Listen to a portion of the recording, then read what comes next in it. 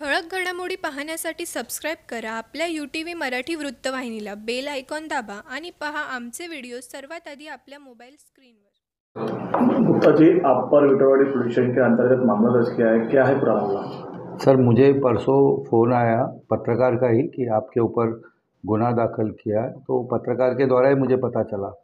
मुझे पता भी नहीं क्या मेरे ऊपर रात को गुनाह दाखिल हुआ है, क्योंकि जिस मैटर का मुझे कुछ पता ही नहीं है। मैंने ऐसा कोई भी काम नहीं किया है कि मुझे लगे कि मेरे ऊपर गुनाह दाखिल होना चाहिए था।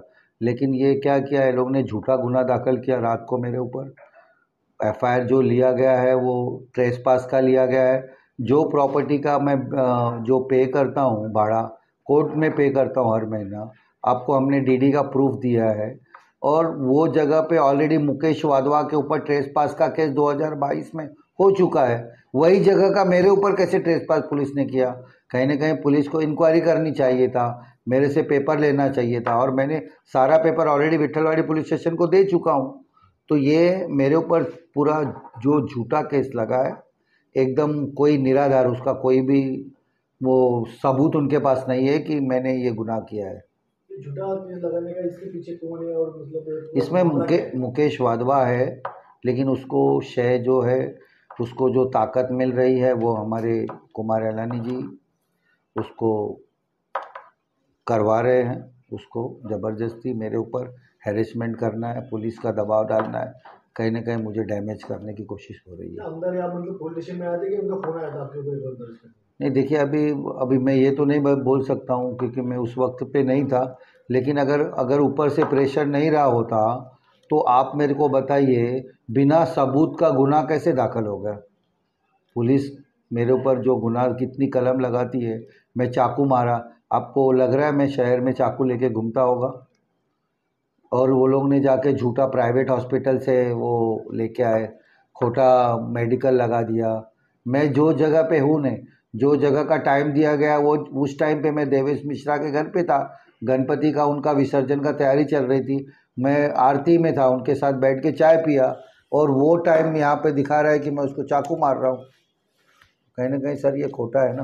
आप वही पक्ष के अंदर है और अभी वही पक्ष में आपको टारगेट करने का क्या वजह है? राजनीति से प्रेरित है सर। कहीं ना कहीं वो मेरे से डरे हुए हैं और मुझे बड़ा षड्यंत्र में फंसा के मुझे जेल भेजना चाहते हैं कि मैं कहीं ना कहीं मुकेश वाधवा को कोई काम धंधा तो है नहीं, वो फालतू आदमी है। वो 8-8 10-10 घंटा पुलिस स्टेशन में बैठा रहता है, उसके पास ना कोई काम है ना कोई धंधा है। तो वो सोच रहा है कि मुकेश वाधवा के साथ इनका झगड़ा करा देवे और कोई बड़ा आरोप लगा के मुझे जेल भेज देवे। अब वो उल्लासनगर 141 विधानसभा से आप भी भाजपा के लिए टिकट के दावेदार है माने जा रहे हैं, तो इस कारण आपको फंसाने की साजिश रची जा रही है? बिल्कुल, मेरे को साजिश इसलिए रची जा रही कि मैं कहीं ना कहीं शांत होकर बैठ जाऊं। मेरे ऊपर प्रेशर इतना ज़्यादा दे देवे कि मैं चुनाव नहीं लड़ पाऊं।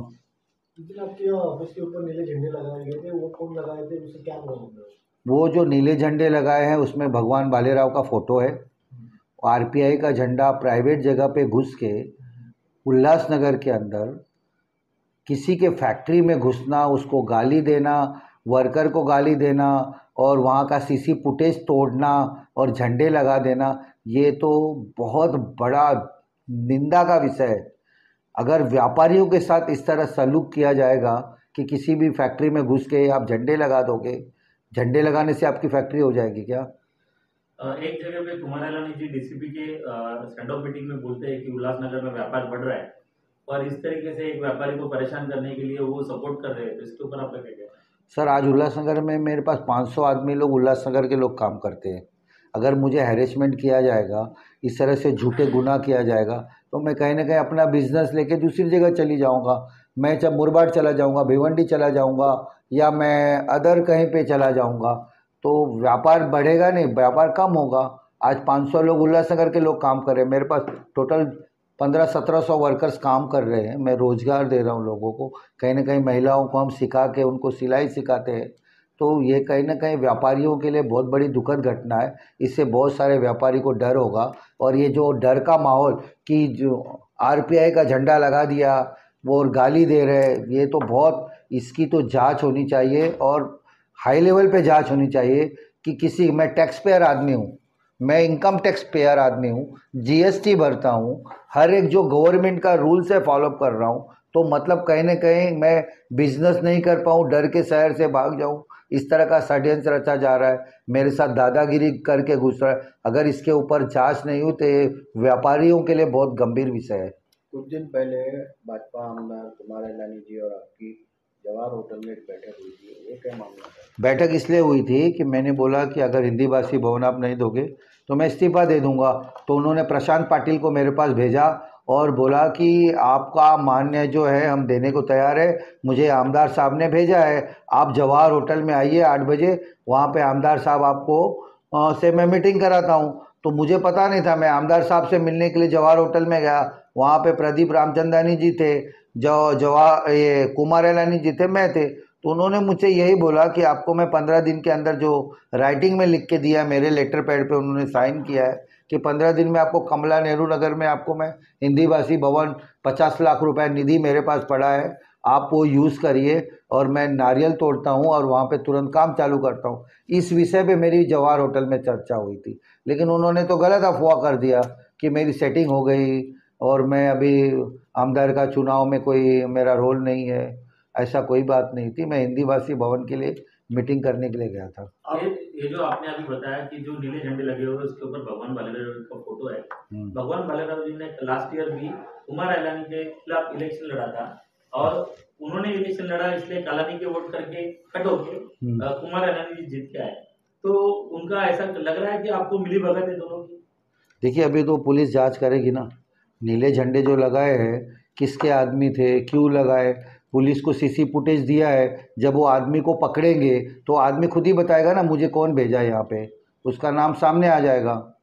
झंडे के ऊपर जो फोटो है आपकी, भगवान बालेराव से बात हुई है? भगवान बालेराव जी को मैंने बोला कि भाई आपके आदमी लोग मेरे यहाँ पर आके फैक्ट्री में घुस के झंडे लगा रहे, तो बोलते हैं मैं तो आरपीआई का अध्यक्ष हूँ, झंडे पे तो मेरा फ़ोटो रहेगा ही, ऐसा उन्होंने बोला। अब उनको पता था कि नहीं पता था मुझे मालूम नहीं, लेकिन मैंने उनको इन्फॉर्म किया था कि आपके लोग हैं क्या ये जो मेरे फैक्ट्री में घुस रहे हैं।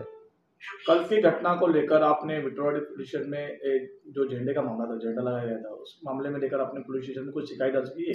मैंने शिकायत दर्ज की, एफआईआर किया है मैंने, एफआईआर का कॉपी मेरे पास है, वो चाहे तो आपको दे दूंगा। और मुझे आश्वासन दिया गया है कि जो भी आपके फैक्ट्री के अंदर घुसे हैं उनके ऊपर मैं कार्रवाई करूंगा। ये जो भाजपा के अंदर टिकट के लिए दावेदारी करने के कारण आपके पीछे जो परेशानी लग गई है, तो आप इसके बारे में पार्टी हेड के साथ कुछ आज मेरी प्रदीप रामचंदानी जी से इस विषय में बात हुआ है कि कहीं ना कहीं देखिए मुझे हैरेसमेंट किया जा रहा है। मैं एक पद पे हूँ, उत्तर भारतीय सेल का अध्यक्ष हूँ, और मेरे ऊपर अगर ये झूठा केसेस लगा के मुझे फंसाया जा रहा है तो छोटे कार्यकर्ता या छोटे लोगों का क्या हाल होगा। तो प्रदीप रामचंदानी जी ने मुझे आश्वासन दिया है कि मैं आपको रविंद्र चौहान जी से मीटिंग कराऊंगा, अगर नहीं होगा तो हम आपको देवेंद्र फडणवीस जी के सामने आपका पक्ष रखेंगे। तो उन्होंने मुझे आश्वासन दिया है, अभी मेरे को पूरा विश्वास है कि वो ऐसा करेंगे। ये जो स्थानिक लेवल की पुलिस है विट्रोवाड़ी पुलिस स्टेशन की, ये आपका जो फैक्ट्री है और ये जो पुलिस स्टेशन है एक दीवार है, ऐसे होते हुए भी आपको परेशान किया जा रहा है, तो पुलिस की भूमिका के ऊपर आपका क्या कहना है? सर देखिए, पुलिस अगर मेरे को सपोर्ट बिल्कुल नहीं किया है। अगर पुलिस सपोर्ट किया होता तो कल पुलिस के सामने झंडे लगा रहे थे, पुलिस उनको पकड़ सकती थी, लेकिन कुछ नहीं किया। आपको सीसी फुटेज में दे रहा हूँ जिसमें पुलिस खड़ी है, उनके सामने मेरे कैमरे तोड़ रहे, झंडे लगा रहे। आप कह रहे हो ये सारे घटने के पीछे षड्यंत्र रचने का कुमार इलानी का हाथ है, तो इसकी शिकायत आप गृह मंत्री मंत्री आपके रविंद्र चौहान ने? मैंने अभी देखिए जो प्रोटोकॉल है हमने प्रदीप रामचंदानी जी को बताया है कि कहीं ना कहीं मुझे आशंका लग रही है कि हमारे आमदार साहब का हाथ है। ये जांच का विषय है, आप इसको इंक्वायरी कीजिए, जांच करिए। यानी एक विद्यमान आमदार और जो एक भावी आमदार जो भगवान भालेराव है और आप भी एक भावी आमदार हो, तो सब आमदारों में जंग छिड़ गई। देखिए, मेरा किसी के साथ कंपटीशन नहीं है और ना ही मैं कुमार जी को या भगवान भालेराव जी का मेरा कोई है।